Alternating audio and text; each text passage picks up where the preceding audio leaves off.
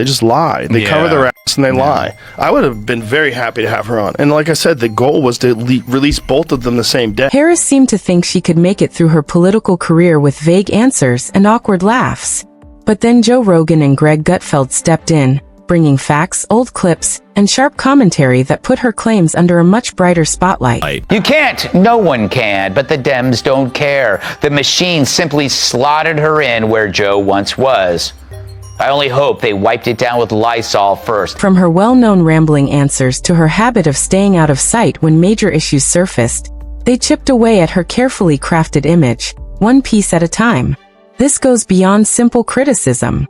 It's a direct challenge to a leadership style many see as lacking substance. She polled as the least popular vice president of all time. Yeah.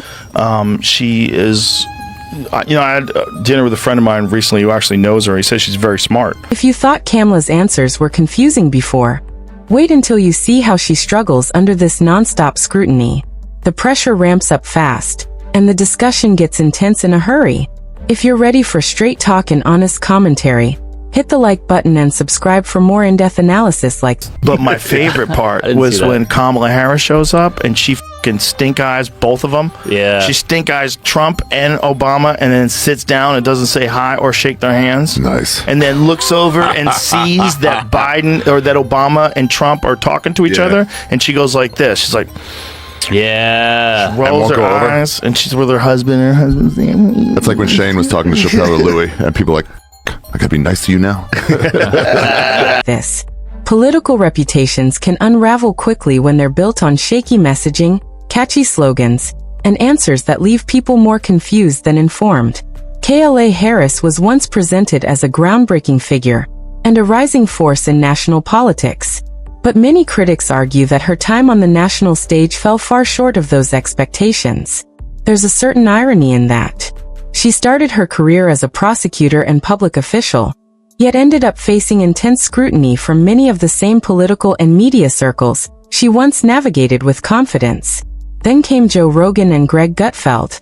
Armed with clips, commentary, and plenty of sharp humor, they took aim at her record in public appearances. Now that Joe's incapacitated, Cam gets celebrated. It's a master class in kissing some Cam. Video of the day comes to us from liberal media hacks who can't get enough of Kamala Harris since she became the Dems presidential candidate. Roll it, Ethel.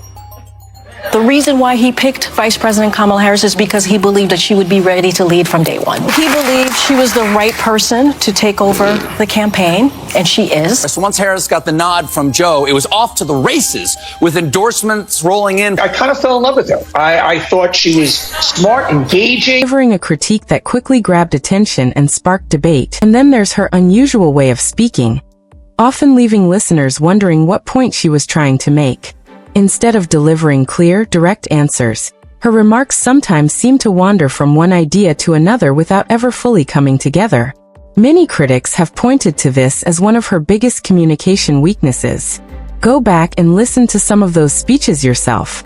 There's an adage an historian once called a law of history, true of every society across the ages. The adage is, only when it is dark enough can you see the stars. I know many people feel like we are entering a dark time, but for the benefit of us all, I hope that is not the case. You may find it surprisingly difficult to follow the logic from start to finish.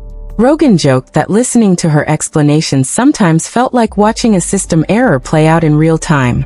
One moment she was enthusiastically agreeing with the crowd, and the next she was diving into a lengthy discussion that seemed far removed from the original topic. Critics often pointed to speeches about the passage of time as examples of how her remarks could leave audiences scratching their heads.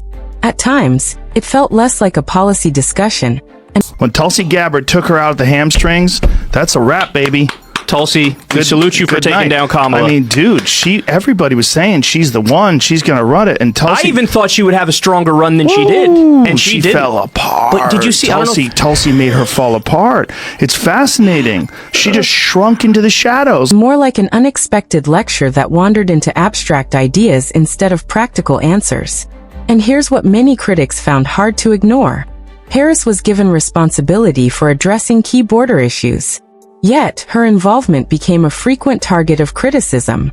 Rogan joked that her leadership often seemed disconnected from the challenges she was supposed to be handling, comparing it to putting the wrong person in charge of a critical job. Gutfeld focused on what he saw as a major contradiction.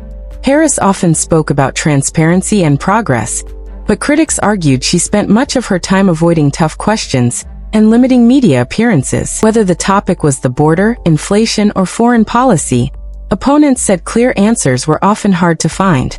He also poked fun at some of her speeches on climate change, arguing that they sounded polished. We have to have a candidate that is the least liked vice president of all time, the least popular vice president of all time, and then use gaslighting and the full force of the media machine to turn her into the future and hope. Right. And then she's gonna be changed, even though she's the sitting vice president. And then on top of that, this idea of change when the Democrats have been in control for what, 12 of 16 years? Right. Which is crazy. Like, this is the change. But lacked real depth. As Gutfeld put it, the presentation was smooth, but many listeners were left searching for the substance behind the words. Gutfeld often zeroed in on Harris's speeches about electric vehicles, especially her enthusiasm for electric school buses.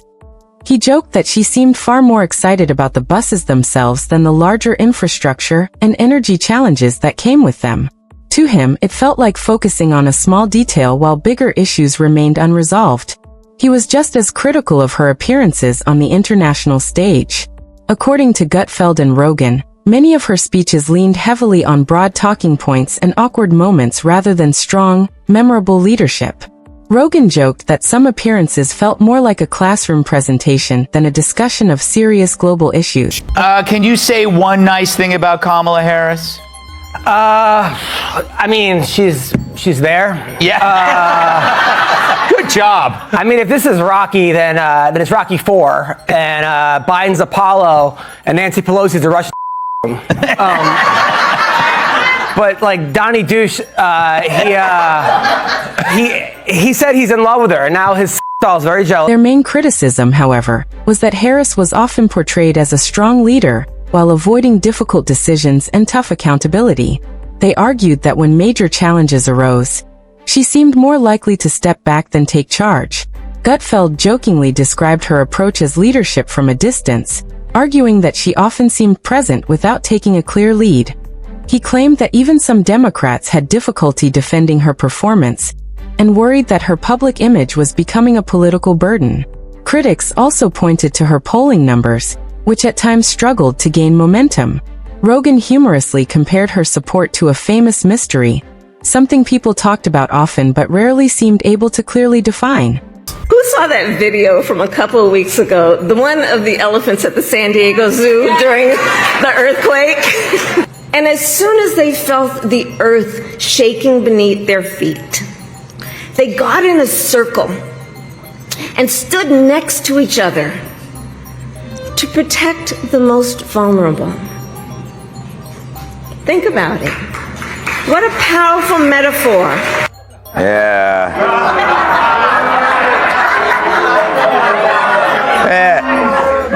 It's almost like they built a wall.